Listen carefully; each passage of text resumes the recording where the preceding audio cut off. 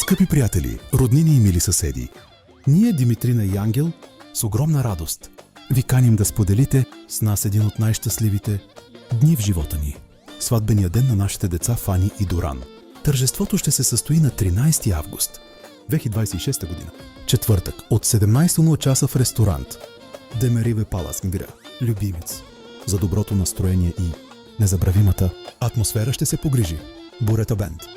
Ще бъдем щастливи да отпразнуваме този специален ден заедно с вас.